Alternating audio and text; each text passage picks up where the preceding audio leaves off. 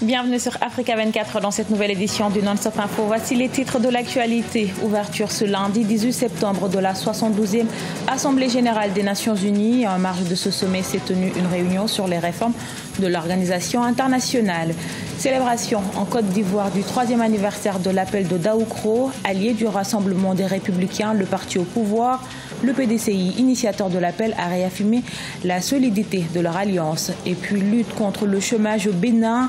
Un programme de création d'emplois a été lancé par l'Université Polytechnique Internationale Obiangema Mbasogo. Objectif, créer 25 000 emplois par an à compter de 2017-2018. Mais tout d'abord, en marge de la 72e Assemblée générale des Nations unies qui s'est ouverte ce 18 septembre, une réunion sur les réformes de l'organisation s'est tenue ce lundi. Une centaine de chefs d'État et de gouvernement participent à cette rencontre mondiale. Parmi eux, ceux du continent, dont notamment le président camerounais Paul Biya, accompagné d'une forte délégation. On fait le point avec Marie-Angèle Touré, un de nos envoyés spéciaux à New York. C'est dans la salle plénière du Conseil économique et social qu'a eu lieu ce lundi 18 septembre au siège des Nations Unies à New York, une réunion de haut niveau portant sur la réforme du système des Nations Unies. Nous avons pu noter que plusieurs présidents africains étaient au rendez-vous, Ibrahim Boubacar Keïta du Mali, Paul Kagame du Rwanda ou encore Roch Marc Christian Kabouré du Burkina Faso.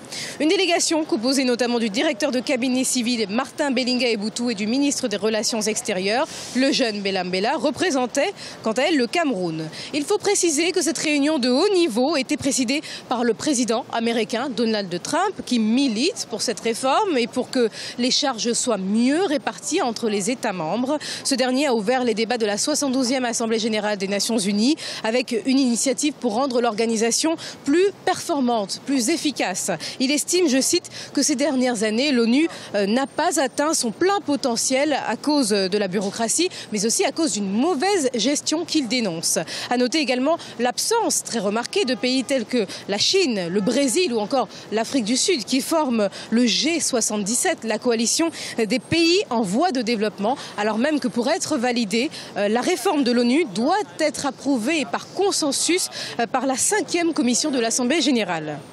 Le secrétaire général des Nations Unies, Antonio Guterres, a quant à lui rappelé que l'organisation a d'abord pour but de servir les plus vulnérables. C'est très important. Et en ce qui concerne les positions africaines en la matière, le Cameroun, par exemple, est favorable au renforcement des Nations Unies dans leurs actions en termes de sécurité, mais également dans une coordination plus accrue des instances chargées du développement des nations qui impliquerait bien sûr la participation de tous les États.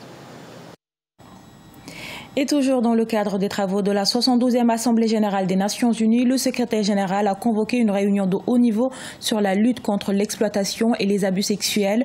Antonio Guterres appelle à la mobilisation pour lutter contre ce fléau. À cet effet, un cercle du leadership sur la prévention et la lutte sera mis en place. Les chefs d'État et de gouvernement se sont engagés à mettre fin à l'impunité et à renforcer les mesures visant à prévenir l'exploitation et les abus sexuels dans les déploiements internationaux.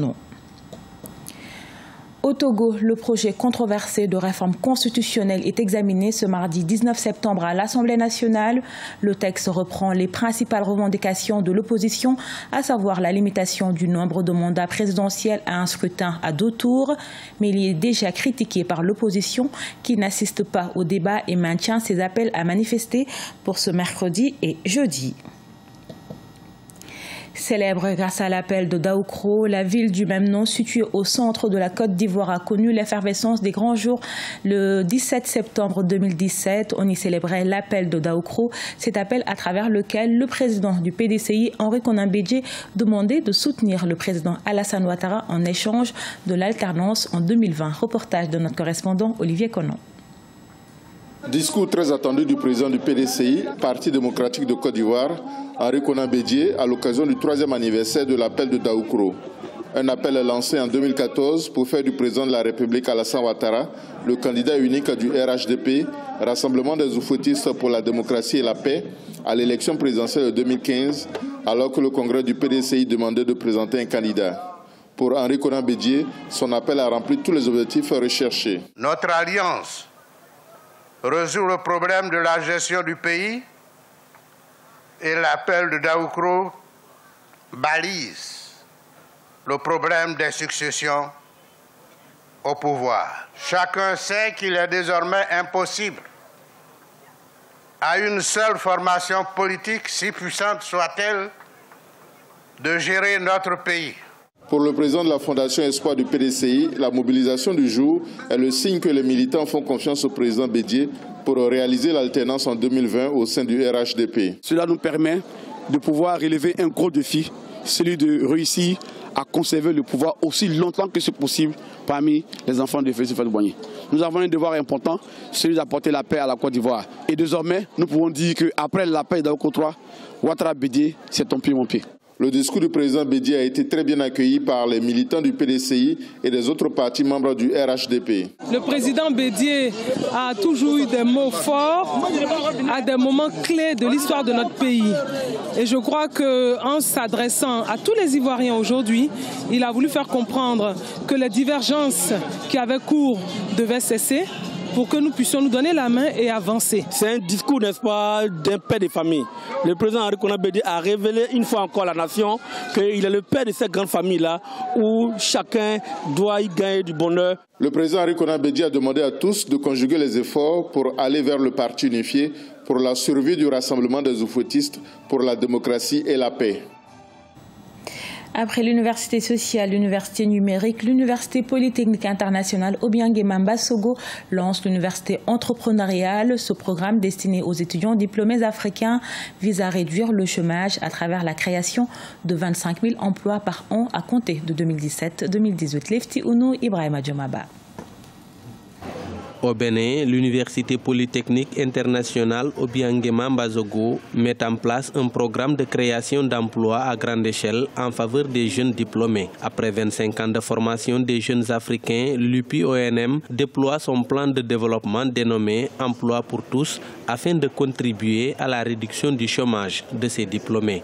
Ce programme de création d'emplois vient couronner le projet de formation pour tous piloté par l'UPONM sur une initiative de l'Ordre africain des grandes écoles et universités. Nous avions dit qu'on veut faire la desserte en fibre optique de nos sites universitaires. Nous l'avions fait à la visioconférence. Le cours dispensé aujourd'hui à Parakou est suivi en même temps à Cotonou, Porto-Novo et à Bomé.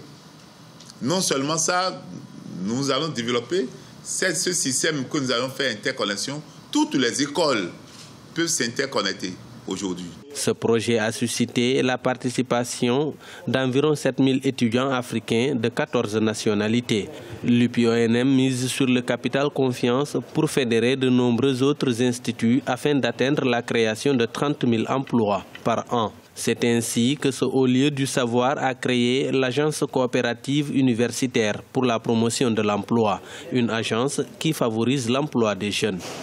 Et ça m'amène à citer le général Mathieu Kékou qui dit « Comptons d'abord sur nos propres forces, nos propres moyens, nos propres initiatives créatrices. » Parce que, en disant cela, il y a de cela 50 ans, c'est politique.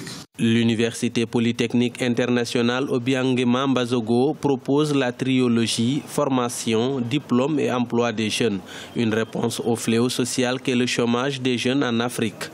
L'auto-emploi, la création des technologies de montage d'ordinateurs ou encore la création de la Banque africaine pour la solidarité et l'emploi des jeunes sont entre autres les divers pôles examinés par l'agence coopérative universitaire pour la promotion de l'emploi. Rappelons que Valère Kakaï Glélé, promoteur de cette université polytechnique, est l'auteur de l'ouvrage « Concilier l'économique et le social », paru en mai 2017. Ce journal a été réalisé par l'ensemble de la rédaction. Nous vous remercions pour votre fidélité. Dans un instant, une nouvelle édition de l'actualité sur Africa 24.